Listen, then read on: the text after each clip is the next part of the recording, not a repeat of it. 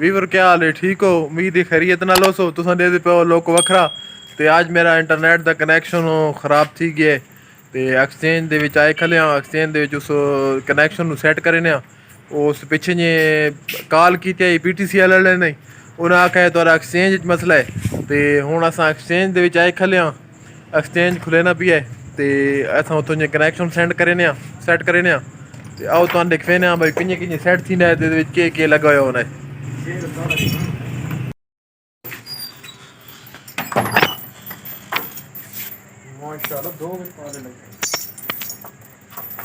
ये जी बड़ी high security ते फिट थी हुई है। जंजीर लगे हुए हैं एक्सचेंज नू जेड़े कब्जे शब्जे हैं इदा बूहे दे खत्म हो गए त्रुट गए ते इन्हां वास्ते जंजीर नाल सिक्योरिटी टाइट कर खिला रही है। तो हाँ जी इहदा आसो पासो का व्यू मैं करावा चा उस तो बाद अंदर वेने ये जी सारे पिछे सारा गंद मचा भी है एक्सचेंज दे विच।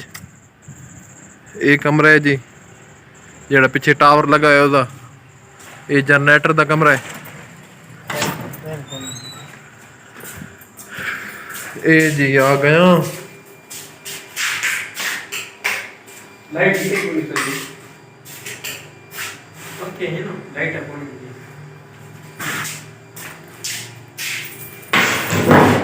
लाइट कोनी एक्सचेंज दे विच सारा सिस्टम लगा हुआ है सारा इत्थे हनारा है ये इक्वन जी इथो सारा कनेक्शन लगे हुए ले तो चेक करे नहीं मेरे थे कनेक्शन लगा हुआ है पता नहीं इथो चेक कर कहते हैं क्योंकि कापी ते लिखा भी है सारा भाई नहीं कागज तो चेक करे नहीं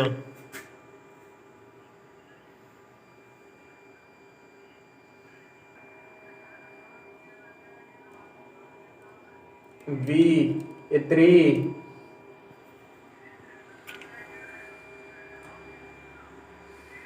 हाँ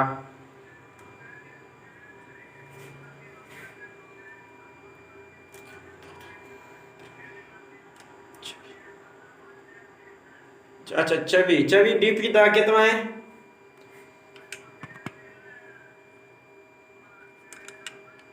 हाँ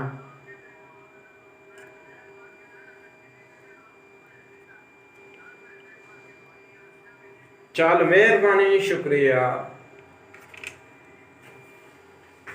की कहंदा है ये जी 24 दा 8वां पेरे 24 दा 8वां जी ए ओदा दा वी दो गणियां पोसने तो 21 22 23 24 ये हिन्नी 24 दा 8वां 1 2 3 4 ये 8वां होसी तकरीबन इसनु रकम में पिक्सल में लाई ना वो ला के दे मिस कॉल दिसा 1 2 3 4 5 6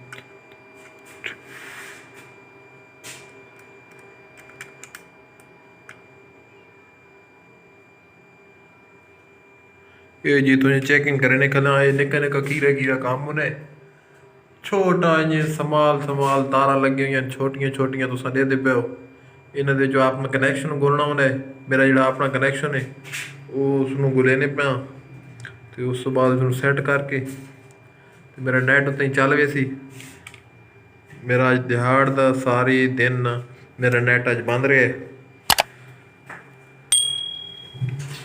हाँ उस्ताद जी